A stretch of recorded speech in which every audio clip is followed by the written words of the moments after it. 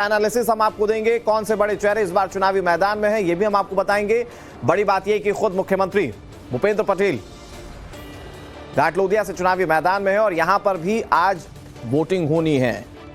इसके अलावा रिवाबा जडेजा, क्रिकेटर रविंद्र जडेजा की पत्नी है, उनका भी आज जो किस्मत है वो ईवीएम में कैद हो जाएगा। तो पहले चरण का रण और किसका दिखेगा दम, यह सवाल बड़ा है। आज 89 सीटों पर वोटिंग होगी। तमाम समीकरण हम आपको समझाने की कोशिश करते हैं। सौराष्ट्र 54 सीटें, दक्षिण गुजरात की 35 सीटें, मैदान में कुल 788 उम्मीदवार, 2,39,00,000 मतदाता आज अपने मताधिकार का इस्तेमाल करेंगे। इनमें से 1,24,00,000 मतदाता पुरुष हैं, 1,15,00,000 मतदाता महिला वोटर्स हैं। 25,434 मतदान केंद्रों पर वोटिंग की जाएगी। 38,749 वीवीपैट का इस्तेमाल किया जाएगा। 8 दिसंबर को नतीजे आएंगे और एक बार फिर याद दिला दें, 8 दिसंबर को सबसे तेज नतीजे देखना ना भूलिए टाइम्स नाउ नवभारत पर। देखिए, आज जहां पर 2 अंचलों में चुनाव हो रहा है, वहां पर सौराष्ट्र में पिछली बार कांग्रेस का अच्छा प्रदर्शन रहा था। कच्छ और सौराष्ट्र दोनों की बात की जाए तो यहां पर ग्रामीण इलाकों में कांग्रेस की अच्छी पैठ मानी जाती है, लेकिन बीजेपी इस बार क्लीन स्वीप की बात कह रही है।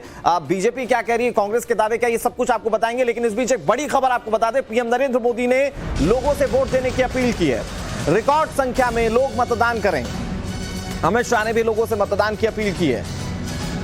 पीएम नरेंद्र मोदी और गृह मंत्री अमित शाह, ये दोनों बड़े नेता इस बार के चुनाव में पूरी तरह से एक्टिव नजर आए। और आज जब चुनाव का दिन है, पहले चरण के तहत 89 सीटों पर मतदान हो रहा है। अब दोनों की अपील है कि लोग अपने घरों से निकलें और अपने मताधिकार का इस्तेमाल करें।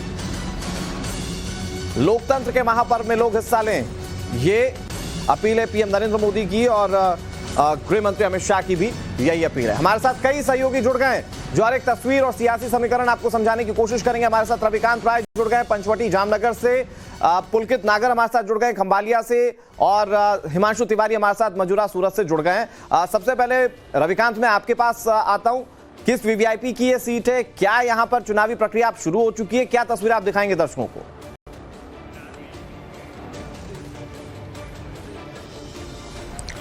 देखिए अनुराग, भारतीय क्रिकेट टीम के फेमस खिलाड़ी रविंद्र जडेजा की पत्नी को जामनगर उत्तर से भारतीय जनता पार्टी ने चुनाव मैदान में उतारा है और इस वक्त मैं जामनगर उत्तर में ही मौजूद हूं और ये घर अपने दर्शकों को दिखाना चाहेंगे।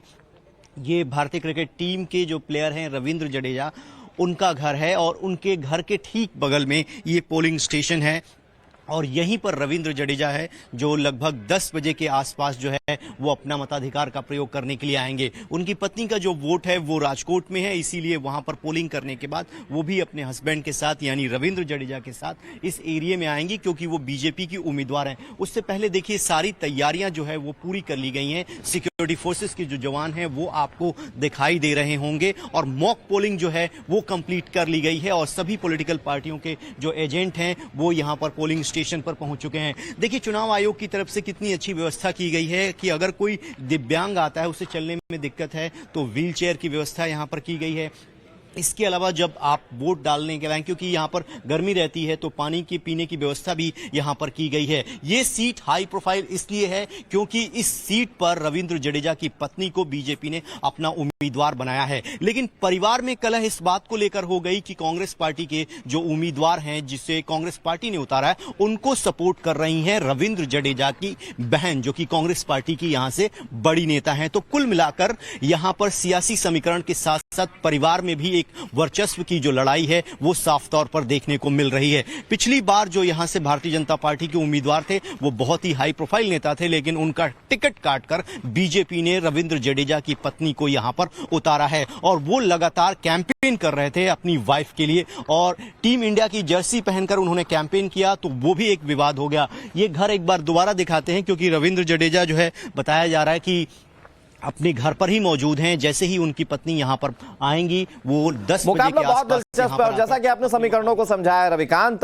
जनता किसे चुनती है अब वो ईवीएम में कुछ ही देर में कैद होना शुरू हो जाएगा। पुलकित का भी रुख कर लेते, पुलकित के साथ कुछ लोग भी नजर आ रहे हैं। पुलकित, आप वोटिंग प्रक्रिया 8 बजे से शुरू होगी, लोग अभी आपके पीछे नजर आने लगे, क्या इस सीट की खास बात और लोगों का क्या उत्साह?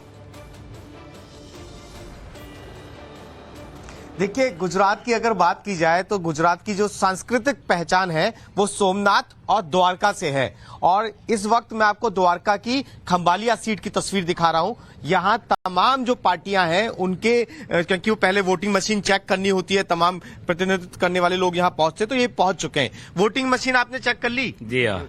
तो कोई शिकायत तो नहीं है? नहीं, कोई शिकायत आप नहीं। कौन सी पार्टी से हैं? बीजेपी, भाजपा। कांग्रेस से कौन है? आपने भी वोटिंग मशीन चेक कर ली? ऐसा तो नहीं होगा कि नेता बाद में वोटिंग मशीन पे सवाल उठाएं? नहीं ऐसा कोई। आम आदमी पार्टी से कौन है? आपने भी कर ली? हाँ, कर ली। आपकी पार्टी ने भी सवाल उठाए थे बात? बराबर से। अभी ठीक है? ठीक है। तो ये तमाम लोग वोटिंग मशीन चेक कर चुके हैं। मुद्दे क्या होंगे, क्योंकि महिलाएं भी यहाँ पर हैं, मुद्दे क्या होंगे जब आप लोग वोट डालने के लिए आएंगे? हमारा विकास सब विकास भाजपा ही विकास किया है सब। हाँ। यहाँ कोरोना टाइम भाजपा ही आई थी सब। तो विकास आपके लिए मुद्दा होगा? हाँ, विकास ही और मुद्दा है। दूसरे जो महिलाओं के लिए जो बहुत सारी घोषणाएं कर रही हैं दूसरी पार्टियां, ऐसे भी मुद्दे जुड़े हुए होंगे क्या वोटिंग के टाइम? ना कोई वोटिंग कोई नहीं है। चलिए, आपको पहले मैं अंदर की तस्वीरें दिखा देता हूं, क्योंकि वोटिंग मशीन अंदर सेट हो गई है और 8 बजे से वोटिंग होनी है। और ये आप देख सकते हैं बूथ को तैयार कर लिया गया है। पार्टी के जो प्रतिनिधि जो लोग हैं उन्हें दिखा दिया गया है कि वोटिंग मशीन ठीक तरीके से काम कर रही है और जो टीम, चुनाव आयोग की टीम है वो बैठ चुकी है। आपने तमाम राजनीतिक दलों को दिखा दिया है वोटिंग मशीन को? हाँ, वोटिंग मशीन क्लियर करके दिखा दिया है। ये वोटिंग मशीन यहाँ पे सेट हो गई है ना? हाँ, सेट हो गई सब। तो 8 बजे की तैयारी पूरी तरीके से है? पूरी तरीके से तैयार है मतदान के लिए। वोटिंग मशीन हाँ। क्लियर किया है, सबको बताया। 5 एजेंट थे और सबने देखा और 50 वोट डाले।